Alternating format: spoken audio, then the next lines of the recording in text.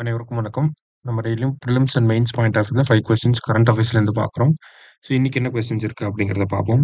First one, a world for health is the theme of 2025 WHO meet அப்படின்னு சொல்லி கொடுத்துருக்காங்க. ஓகேங்களா?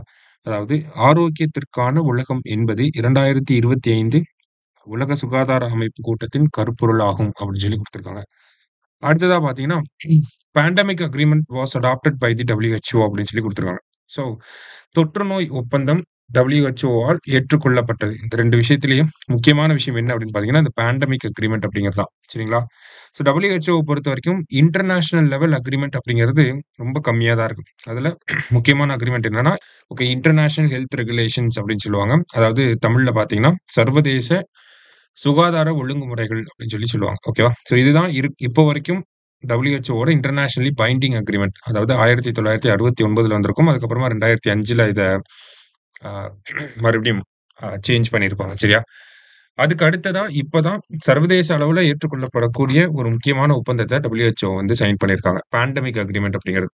அதாவது நமக்கு COVID-19 டைம்ல ஒவ்வொரு நாடுகளும் தன்னிச்சையா செயல்பட்டாங்க. COVID-19 பேண்டமிக் அப்போ. ஸோ, அதனால நமக்கு அந்த பேண்டமிக் அப்படிங்கிறத சீக்கிரமா கண்ட்ரோல் பண்ண முடியாம இருந்துச்சு. ஸோ, இந்த ஒரு காரணத்துக்காக தான் இதுக்கப்புறமா ஒரு பேண்டமிக் வருது அப்படின்னா, அதுக்கு என்ன மாதிரியான ரெஸ்பான்ஸஸ ஒவ்வொரு நாடும் பண்ணணும் அப்படிங்கிறத டீட்டெயிலா சொல்லக்கூடிய ஒரு அக்ரீமெண்ட் தான் இந்த பேண்டமிக் அக்ரீமெண்ட் அப்படிங்கிறது. சரிங்களா? அதே மாரி இந்த பேண்டமிக் அக்ரீமென்ட்டோட முக்கியமான அப்ஜெக்டிவ் என்ன அப்டின்னா, இப்ப ஒரு நாட்ல தொற்று ஏற்படுது அப்டின்னா, அந்த தொற்று ஏற்படக்கூடிய நாடு வந்து அந்த வைரஸ் சாம்பிள்ஸ மத்த நாடுகளுக்கும், WHO க்கும், பார்மா கம்பெனிஸ்க்குமே அந்த சாம்பிள்ஸ வந்து ஷேர் பண்ணணும். ஸோ அந்த சாம்பிள்ஸ பேஸ் பண்ணி தான் என்ன பண்ணுவாங்கன்னா, வேக்சின் அப்படிங்கிறத டெவலப் பண்ண முடியும். சரிங்களா? ஸோ அப்ப வேக்சின் டெவலப் பண்ணக்கூடிய அந்த அமைப்புகள் வந்து என்ன பண்ணுவாங்கன்னா, அந்த சாம்பிள குடுத்த நாடுக்கு வந்து ஒரு சில கான்ட்ரிபியூஷன் டெக்னாலஜி ஷேரிங் பண்ணுவாங்க. இந்த மாரியான விஷயங்கள்லாம் பண்ணுவாங்க. இதுதான் இந்த பேண்டமிக் அக்ரீமென்ட்டோட முக்கியமான ஒரு அம்சம். சரிங்களா? ஸோ நமக்கு இது மெயின்ஸ் பாயிண்ட் ஆஃப் வியூல ரொம்ப முக்கியமான ஒரு டாபிக்கா இருக்கும். பேண்டமிக் அக்ரீமென்ட் அப்படிங்கிறது. சரியா? ஸோ போத் கரெக்ட் அப்படிங்கிறது தான் கரெக்ட் ஆன்ஸர். அடுத்தது. தீம் ஆஃப் இன்டர்நேஷனல் யோகா டே 2025 அப்படின்னு சொல்லி கேட்டிருக்காங்க. சர்வதேச யோகா தினத்தின் கருப்பொருள். நேத்து WHO மீட்ல நம்ம பிரைம் மினிஸ்டர் வந்து இத அனவுன்ஸ் பண்ணியிருப்பாரு. என்ன சொல்லியிருக்காரு அப்படின்னு பார்த்தோம்னா, "ஒரு பூமி, ஒரு ஆரோக்கியத்திற்கான யோகா" அப்படிங்கிறது தான் இந்த வருஷத்துக்கான தீம். சரியா? Yoga for one earth, one health அப்படிங்கிறது. ஓகேவா? ஆக்சுவலி ஜூன் 21 அப்படிங்கிறது நம்ம இன்டர்நேஷனல் யோகா டே அப்படின்னு சொல்றோம். அதே மாரி டிசம்பர் 21 என்ன சொல்லுவாங்க அப்படின்னா, இன்டர்நேஷனல் மெடிடேஷன் டே அப்படின்னு சொல்லுவாங்க. போன வருஷத்துல இருந்து தான் இந்த மெடிடேஷன் டே அப்படிங்கிறத கடைபிடிக்க ஆரம்பிச்சிருக்கோம். சரிங்களா? ஸோ ஜூன் 21 அப்படின்னா யோகா டே, டிசம்பர் 21 அப்படின்னா இன்டர்நேஷனல் மெடிடேஷன் டே. சரியா? அடுத்தது. எக்ஸ்பேண்ட் IUCAA அப்படின்னு சொல்லி கேட்டிருக்காங்க. ஓகேவா? ஸோ எக்ஸ்பான்ஷன், அப்ரிவியேஷன்லேருந்து நமக்கு எக்ஸாம்ல குரூப் 1 பாயிண்ட் ஆஃப் வியூல அடிக்கடி கொஸ்டின்ஸ் வந்துட்டு இருக்கு. ஸோ இந்த பேசிஸ்ல பார்க்குறப்ப IUCAA அப்படின்னா என்னன்னு சொல்றாங்க அப்படின்னா, inter university centre for astronomy and astrophysics அப்படிங்கிறது. சரிங்களா? எங்க இருக்கு அப்படின்னு பார்த்தீங்கன்னா, பூனேல இருக்கு. ஓகேவா? ஸோ இதனுடைய ஃபர்ஸ்ட் சேர்பர்சனா இருந்த ஒரு பேர் வந்து பார்த்தீங்கன்னா, ஜெயந்த் நார்லிக்கர் அப்படின்னு சொல்லுவாங்க இவர. சரிங்களா? So Jayant Narlikar one of the important astrophysicists from India. சரியா? அதாவது ஜெயந்த் நார்லிக்கரும், ஹோயலும் சேர்ந்து என்ன சொல்லியிருப்பாங்க அப்படின்னா, Hoyle Narlikar theory of gravity அப்படிங்கிறத கூட சப்மிட் பண்ணியிருந்திருப்பாங்க. சரியா? அதே மாரி இந்த ஜெயந்த் நார்லிக்கர் அப்படிங்கிறவரு, பிக் பேங் தியரிய வந்து இந்த தியரிக்கு வந்து அப்போஸ் பண்ணியிருப்பார். சரியா? ஸோ முக்கியமான ஒரு நபர். இந்தியாவோட முக்கியமான ஒரு சயின்டிஸ்ட். இவரு வந்து எந்த துறையை சார்ந்தவர்ன்னு கூட நமக்கு கேட்கலாம். ஆஸ்ட்ரோனமி அண்ட் ஆஸ்ட்ரோ பிசிக்ஸ் அப்படிங்கிறது தான் இவரோட துறையாக இருக்கு. சரியா? ஸோ IUCAA அப்படிங்கிறது நமக்கு பூனேல இருக்கு. ஓகே. அடுத்தது. Article 191 of the constitution deals with disqualification of membership in the state legislature அப்படின்னு சொல்லி குடுத்துருக்காங்க.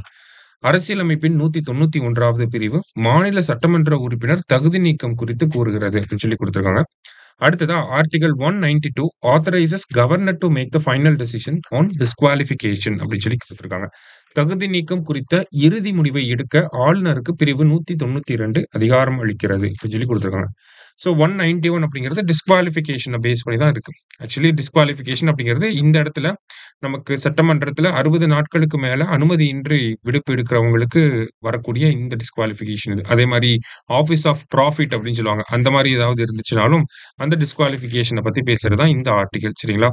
ஸோ இந்த ஆர்டிகிள் மீது இந்த ஆர்டிகிள பயன்படுத்தி ஒருத்தர டிஸ்குவாலிஃபை பண்ணணும் அப்படின்னா, அதுக்கான அதிகாரம் அப்படிங்கிறது கவர்னர் கிட்ட தான் இருக்கு. அத சொல்ற ஆர்டிகிள் தான் ஆர்டிகிள் 192.